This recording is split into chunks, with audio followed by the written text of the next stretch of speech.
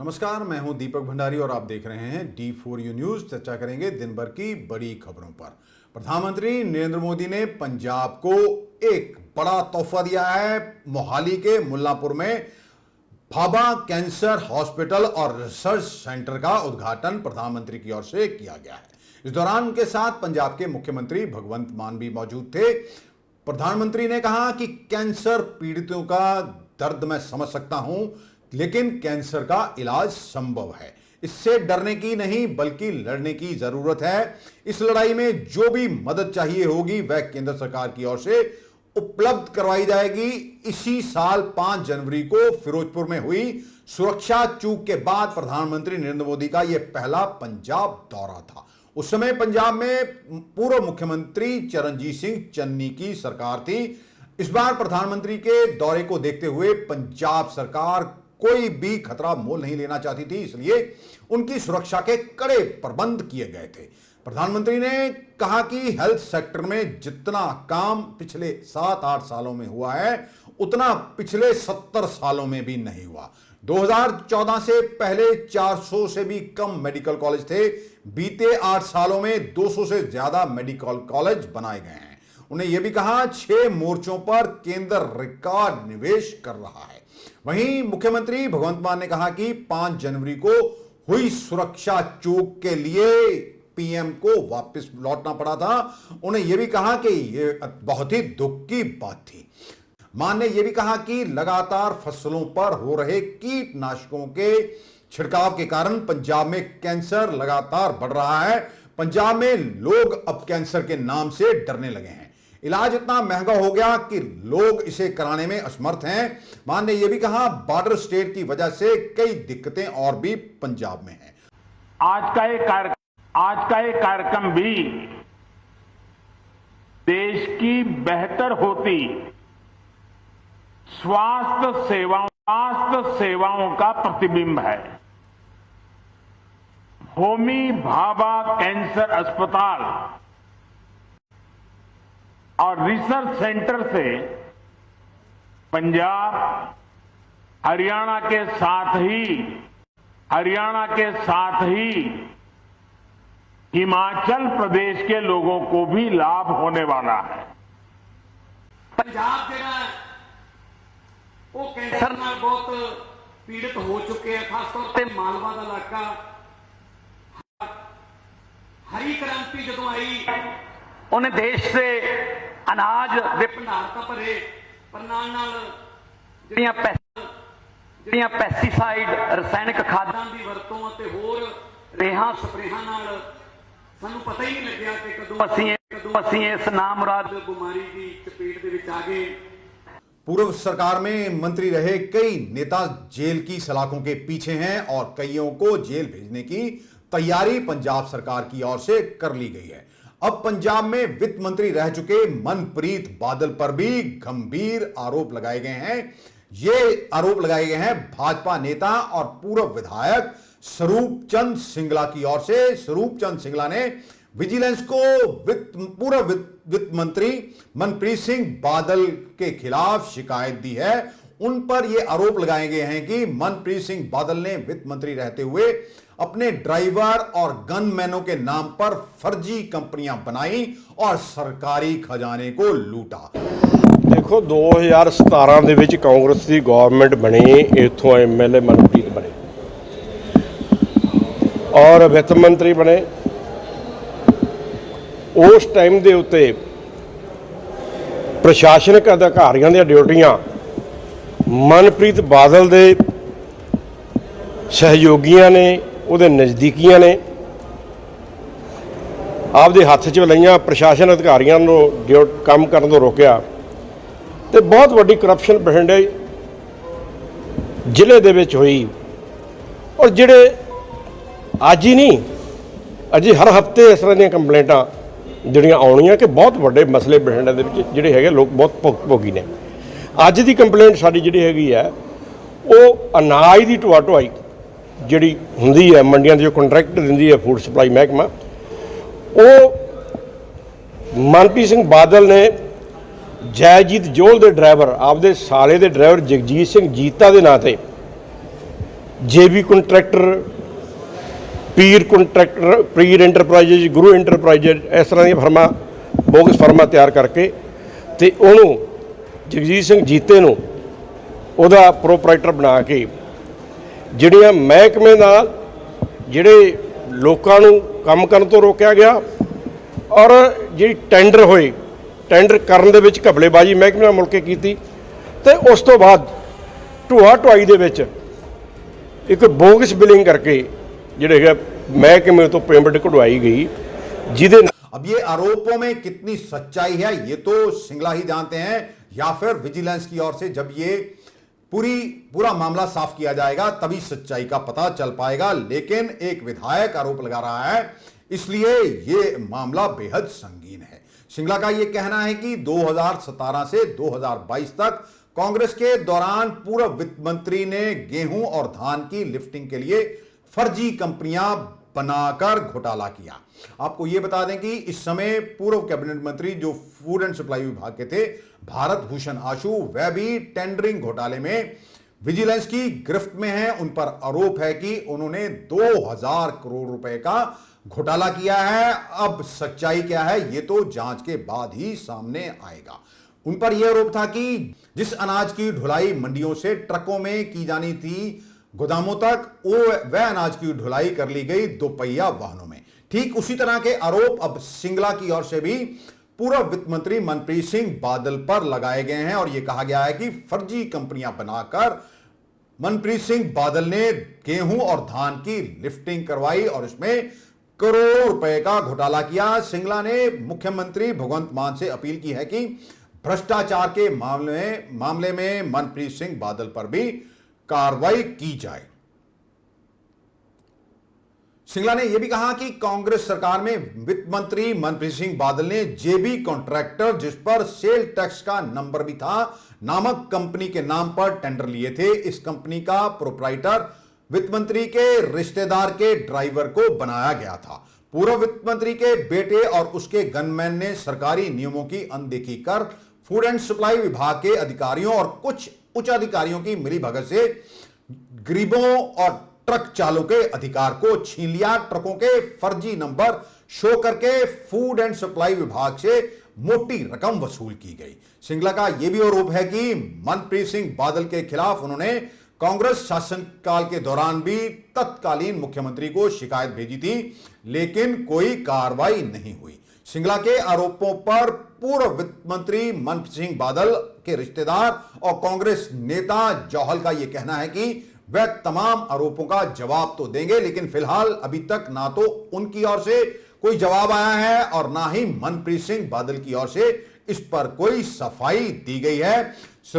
हालांकि मनप्रीत सिंह बादल के जो करीबी रिश्तेदार हैं जयजीत सिंह जौहल, उन्होंने यह भी कहा है कि स्वरूप चंद सिंगला की ओर से भी अकाली दल की सरकार के दौरान जो घपले किए गए हैं वह उनका भी खुलासा करेंगे, लेकिन अभी तक उनकी ओर से कोई भी तथ्य सामने नहीं आया है। लेकिन एक बात तो साफ है, जिस तरह से ये मंत्री नेता एक दूसरे पर आरोप लगा रहे हैं कि फलां नेता ने करोड़ों रुपए खा लिए, साफ है कि पंजाब को किस तरह से ये नेता ही दीमक की तरह चाटते रहे। पहली बार है कि आम आदमी पार्टी की सरकार है और प्रदेश में पूर्व मंत्रियों पर कार्रवाई की जा रही है।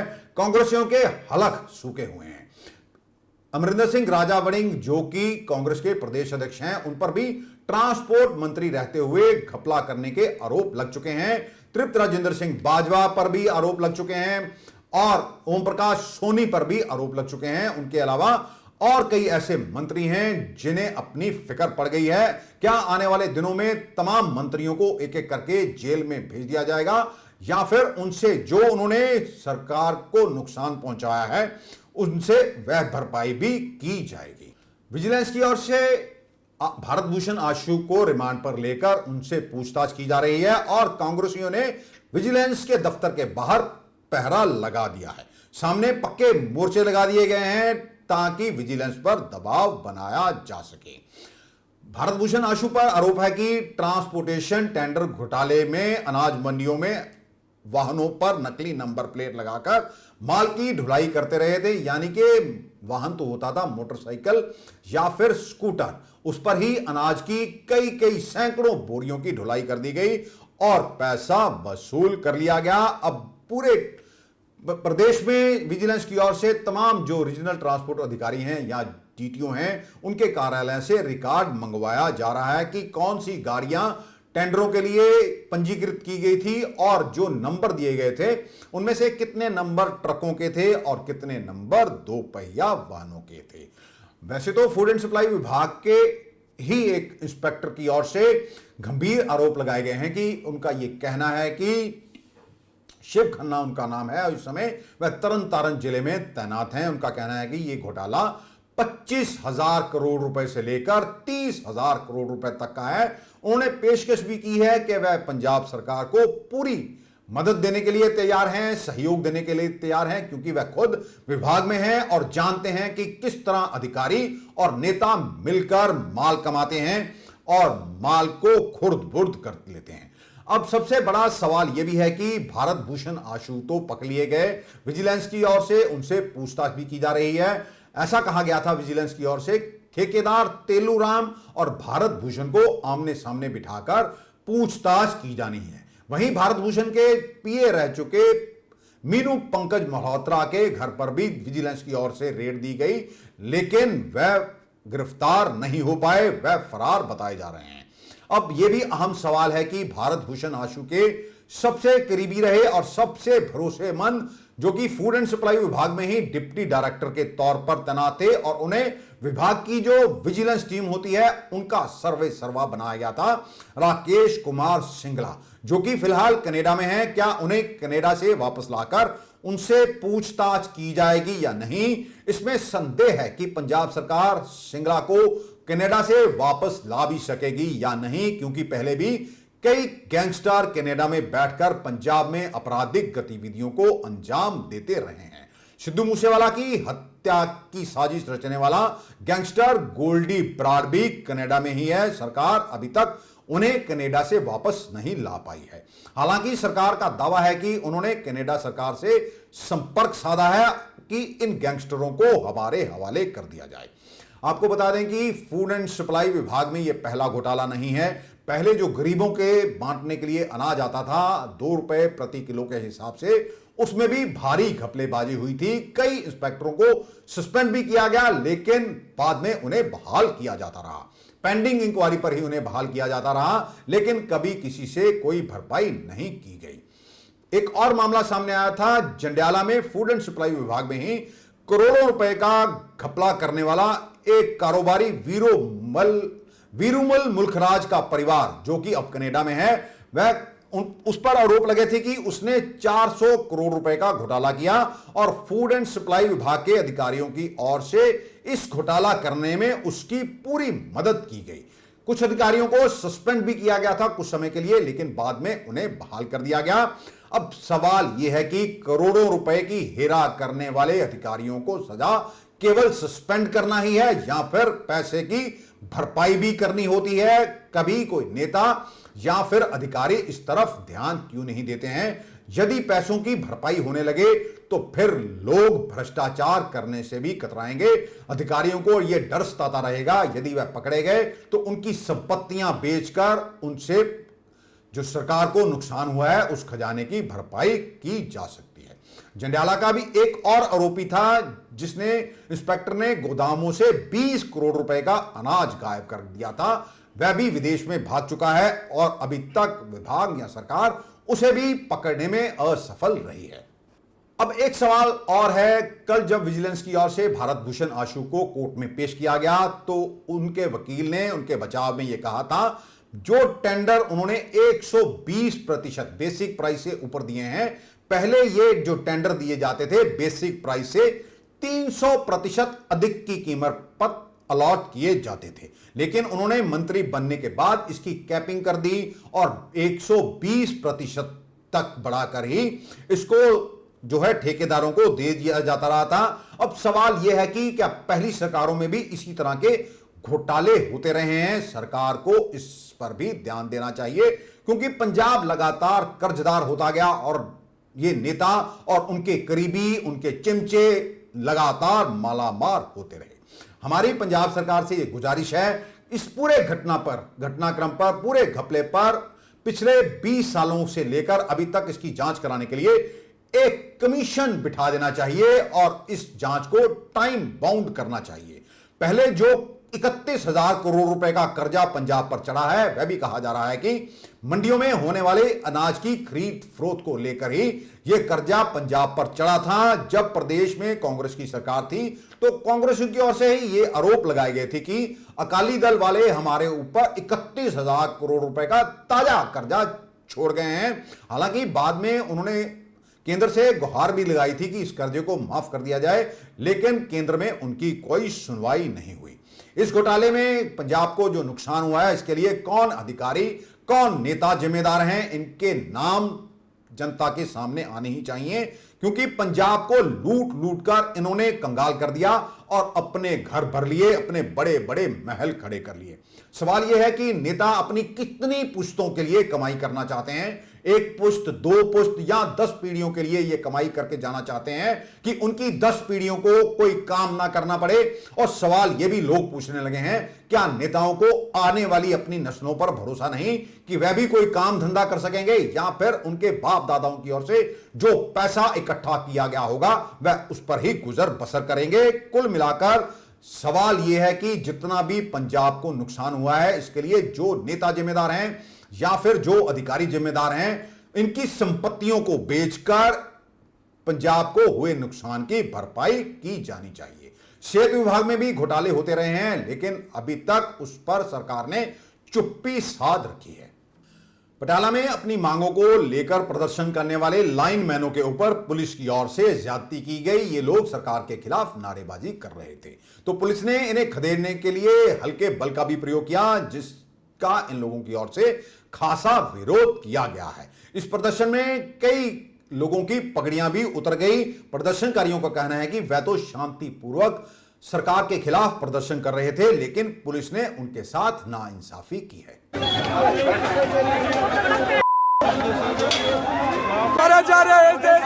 सरकार मुर्दाबाद मुर्दाबाद मुर्दाबाद मुर्दाबाद।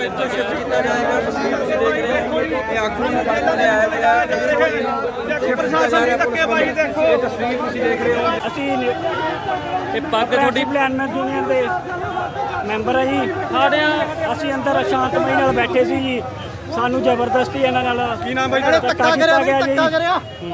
पूर्व कैबिनेट मंत्री बिक्रम सिंह मजीठिया ने पूर्व मुख्यमंत्री चरणजीत सिंह चन्नी पर तंज कसा और कहा वह बकरियों का दूध भी निकालता रहा, फिर भी पंजाब की जनता ने कांग्रेस को सबक सिखा दिया। साथ ही उन्होंने नवजोत सिंह सिद्धू पर भी कटाक्ष किया है। आपको बता दें कि नवजोत सिंह सिद्धू उसी पटियाला जेल में बंद हैं जिसमें से हाल ही में बिक्रम सिंह मजीठिया जमानत पर छूटकर आए हैं। बिक्रम सिंह मजीठिया सिद्धू मूसेवाला के परिजनों से मिलने के लिए उनके गांव पहुंचे थे। हाथी की सवारी भी की, नंगे पैरी काले बकरे कोल भी तुर के गया, बकरियां भी चोई गया, बड़ा कुछ उन्हें किया, मगर लोगों ने उसकी हरकत वेख के सारी कांग्रेस नूं ही बंदे लाता। जिहड़ी आपस की धड़ेबंदी होंदी है ना, उत्थे भी यह जिहा सियासत नहीं वेखण नूं मिली। सब तो माड़ा जा घटिया परचा आपां कह दिए तो NDPS का हुंदा है। आम आदमी पार्टी के नेता संजय सिंह ने भाजपा पर आरोप लगाया है कि हमारे विधायकों को खरीदने की कोशिश की जा रही है, 20-20 करोड़ रुपए के ऑफर दिए जा रहे हैं। साथ ही CBI की रेड का डर भी दिखाया जा रहा है। आपको यह बता दें कि हाल ही में दिल्ली में बनी शराब के लिए एक्साइज पॉलिसी को लेकर दिल्ली के उप मुख्यमंत्री मनीष सिसोदिया पर CBI ने छापामारी की थी। उन पर आरोप है कि शराब कारोबारियों को फायदा पहुंचाने के लिए उन्होंने पूरी ही नीति बदल दी थी। एक दिन पहले आम आदमी पार्टी के संयोजक और अरविंद केजरीवाल ने यह अंदेशा भी जाहिर किया है, आने वाले 1-2 दिनों में मनीष सिसोदिया की गिरफ्तारी हो सकती है। का पर्दाफाश करूंगा, नरेंद्र मोदी जी किस तरह से अपनी जांच एजेंसियों का दुरुपयोग करके लोकतंत्र का गला घोंटकर संविधान की मर्यादा को तार तार करके दिल्ली की सरकार को गिराने का काम कर रहे हैं, इसका एक एक करके खुलासा करूंगा। जो प्रयास उन्होंने दिल्ली के उप मुख्यमंत्री मनीष सिसोदिया के ऊपर किया, जो प्रयास सीबीआई का इस्तेमाल करके फर्जी मुकदमा लिख के मनीष सिसोदिया को तोड़ने का किया, वो प्रयास अब दिल्ली के विधायकों के ऊपर शुरू हो गया है। दिल्ली के विधायकों को तोड़ने की कोशिशें की जा रही हैं। दिल्ली के विधायकों को मोदी जी अपने जांच एजेंसियों की धमकी दिलवाकर, अपने लोगों को भेजकर, पैसे का ऑफर करके, धमका के, डरा के तोड़ने का और दिल्ली सरकार को गिराने का प्रयास कर रहे हैं। पंजाब में गैंगवार का खतरा मंडरा रहा है। केंद्रीय एजेंसियों की ओर से इसी को लेकर पंजाब के डीजीपी गौरव यादव को अलर्ट भी किया गया है। एक बार फिर गैंगस्टर के वार के चलते पंजाब को आग की भट्टी में झोंकने की तैयारी की जा रही है, ऐसी सुरक्षा एजेंसियों की ओर से आशंका जाहिर की गई है। गैंगस्टर लॉरेंस बिश्नोई और जग्गू भगवानपुरिया की पेशी के दौरान कुछ गैंगस्टरों की ओर से उन पर हमला किया जा सकता है।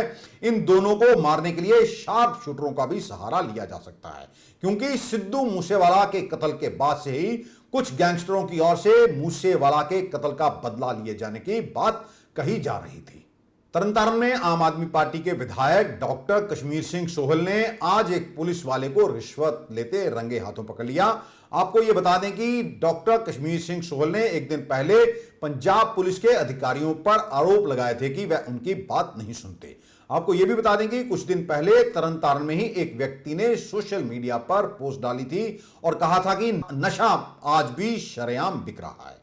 बाद में किसी व्यक्ति ने डॉक्टर कश्मीर सिंह सोहल से भी संपर्क साधा और उन्हें इस बात की शिकायत की थी कि नशे पर कार्रवाई की जाए। इसी के बाद कश्मीर सिंह सोहल ने इसकी ओर से पुलिस पर टिप्पणी की थी। कोई नौकरी नहीं बचनी, तेन पता नहीं लगता कि एमएलए खलोता फिर झूठ बोलिया ना, इन्नी पब्लिक कही जाती गुरुआ फिर झूठ बोली जाना। सर झूठ ਤੁਹਾਡੇ ਵਰਗੇ ਵੇਖੋ, ਤੁਹਾਡੇ ਵਰਗੇ ਬੰਦਿਆਂ ਨੇ ਨਾ ਜਿਹੜੀ ਖਾਕੀ ਆ, ਹਾਂਜੀ ਇਹਦੀ ਚਖਣਾ ਪੁੱਟਦੀ ਤੁਸੀਂ ਲੋਕਾਂ ਨੇ। ਨਹੀਂ ਸਰ ਫਿਰ ਇਹ ਨਾ ਅੱਜ ਖਾਕੀ ਨੂੰ ਵੇਖ ਕੇ ਹਰ ਬੰਦਾ ਨਫ਼ਰਤ ਕਰਨ ਲੱਗ ਪਿਆ। ऐसे दुखों लुधियाना में आज पूर्व मुख्यमंत्री प्रकाश सिंह बादल के करीबियों पर रेड की गई है। बुधवार को सुबह पिंडी गली में दवा व्यापारी की बिल्डिंग पर आयकर विभागियों की छापामारी हुई। ऐसा बताया जा रहा है कि इसी दवा व्यापारी के गोदामों में भी टीम ने दबिश दी है। रेड में बोगस बिलिंग की भी जांच की जा रही है। मामले में अभी अधिकारी कुछ बताने को तैयार नहीं है। बताया जा रहा है कि इस दवा व्यापारी के घर सहित 8 से 10 ठिकानों पर रेड की गई है। गुरमेल परिवार है जिसका कि पूर्व मुख्यमंत्री बादल परिवार के साथ अधिक निकटता थी और इनकी बड़ी दुकानें हैं लुधियाना में। इन तमाम दुकानों पर आज आयकर विभाग की ओर से रेड की गई है। सुप्रीम कोर्ट ने राजनीतिक पार्टियों के मुफ्त वायदों के खिलाफ याचिका पर आज भी सुनवाई की और चीफ जस्टिस एनवी रमना ने केस को जस्टिस डी.वाई. चंद्रचूड़ की बेंच को भेज दिया। बेंच में 2 और जज होंगे। सुनवाई के दौरान याचिकाकर्ता के वकील विकास सिंह ने कहा, फ्री स्कीम्स के तहत करने के लिए रिटायर्ड जज की कमेटी बना दी जाए, जिस पर चीफ जस्टिस ऑफ इंडिया का यह कहना था कि जो व्यक्ति रिटायर होने वाला होता है उसकी इस देश में कोई वैल्यू नहीं होती है। आपको यह भी बता दें कि chief justice of India NV Ramana अगले ही कुछ दिनों में रिटायर होने वाले हैं। प्रधानमंत्री के करीबी और एशिया के सबसे अमीर बिजनेसमैन गौतम अडानी की एनडीटीवी में हिस्सेदारी की बात की जा रही है। एनडीटीवी में 29% हिस्सेदारी खरीदने को लेकर मंगलवार शाम को ही अडानी ग्रुप के अडानी मीडिया नेटवर्क लिमिटेड की ओर से यह कहा गया था कि यह अधिग्रहण मील पत्थर है। Adani media network limited information और नॉलेज के साथ भारतीय नागरिकों, उपभोक्ताओं और भारत में रुचि रखने वालों को सशक्त बनाना चाहता है। एनडीटीवी हमारे विजन को पूरा करने के लिए सबसे अच्छा ब्रॉडकास्ट और डिजिटल प्लेटफॉर्म है। हालांकि इसके बाद ही एनडीटीवी की सीईओ की ओर से यह कहा गया था कि हमें इस बात की कोई जानकारी नहीं है और ना ही अडानी ग्रुप के साथ हमारी कोई बातचीत हो रही है, और हमारे लिए यह खबर चौंकाने वाली है कि एनडीटीवी में गौतम अडानी भागीदारी करने जा रहे हैं। इस बारे में हमें ना तो कोई जानकारी दी गई है और ना ही हमारी कोई बातचीत गौतम अडानी या उनकी कंपनी के अधिकारियों के साथ हुई है। ग्रुप की सीईओ ने इस मामले में रेगुलेटरी और कानूनी कदम उठाने की बात भी कही है। सोनाली फोगाट के भाई ने गंभीर आरोप लगाए हैं कि उसका कहना है कि सोनाली फोगाट को रेप करने के बाद मारा गया है। उसका दुष्कर्म होने और ब्लैकमेल किए जाने के आरोप सोनाली के छोटे भाई रिंकू डाका ने सोनाली के पीए सुधीर सांगवान और उसके दोस्त पर लगाए हैं और यह कहा है कि खाने में नशीला पदार्थ देकर दुष्कर्म किया गया, वीडियो बनाकर ब्लैकमेल भी उसे किया गया। उनकी बहन सोनाली फोगाट की शादी हिसार में हुई थी। कुछ साल पहले जीजा संगे फोगाट का देहांत हो गया था। इसके बाद सोनाली भाजपा में शामिल हुई और राजनीति में बिजी हो गई। 2019 के चुनाव के दौरान सुधीर सांगवान और भिवानी निवासी सुखविंदर सिंह कार्यकर्ता के रूप में आए और सोनाली से जुड़ गए। रिंकू की ओर से पुलिस में शिकायत की गई है और मामले की पूरी जांच करवाने की मांग भी की गई है। बॉलीवुड अभिनेता राज बब्बर और अदाकारा जयप्रदा के साथ एहाना ढिल्लों ने आज श्री हरमंदिर साहब में माथा टेका। ये तीनों अपनी आने वाली फिल्म की सफलता की अरदास करने के लिए श्री हरमंदिर साहब नतमस्तक होने के लिए पहुंचे थे। मैं अपने आप को भाग्यशाली मानती हूँ और आज मैं अकेली नहीं हूँ। मैं राज बब्बर साहब और एहाना से मैं साथ आई हूँ। श्री दरबार साहब के पास चल रहे अवैध देह व्यापार को रोकने के लिए सिख संगठनों की ओर से एसजीपीसी के अध्यक्ष और श्री अकाल तख्त साहब के जथेदार को आज मांग पत्र सौंपा गया है। पिछले कुछ समय से श्री दरबार साहब के पास बने होटलों में चल रही वैश्यावृत्ति और इसके अलावा वहां पर परोसी जाने वाली शराब और तंबाकू को लेकर भी खबरें सामने आ रही हैं। इसी को लेकर आज सिख संगठन एसजीपीसी के अध्यक्ष से मिलने के लिए गए थे। ਕਹਿਣ ਤੋਂ ਭਾਵ ਆ ਕਿ ਹਰਮੰਦਰ ਸਾਹਿਬ ਦੀ ਜਿਹੜੀ ਪਵਿੱਤਰਤਾ ਹੈ ਉਹਨੂੰ ਹਰ ਹੀਲੇ ਨਾਲ ਗੁਰੂ ਕਾ ਸਿੱਖ ਜਿਹੜਾ ਹੈ ਉਹ ਰੱਖਣਾ ਚਾਹੁੰਦਾ ਹੈ ਤੇ ਆਪ ਜੀ ਜਾਣਦੇ ਹੋ ਕਿ ਇੱਥੇ ਭਲੀ ਭਾਂਤੀ ਸਾਰਿਆਂ ਨੂੰ ਪਤਾ ਹੈ ਕਿ ਸਭ ਥਾਵਾਂ ਤੇ ਨਗਨ ਜੋੜੇ ਜੋ ਹਨ ਉਹ ਫੜੇ ਜਾਂਦੇ ਹਨ। ਹੋਟਲਾਂ ਦੇ ਵਿੱਚ ਬਹੁਤ ਜ਼ਿਆਦਾ ਜੋ ਦੇਹ ਵਪਾਰ ਦਾ ਧੰਦਾ ਹੈ ਉਹ ਹੋ ਰਿਹਾ है। आज के लिए बस इतना ही। कल आपके समक्ष फिर हाजिर होंगे। तब तक के लिए नमस्कार।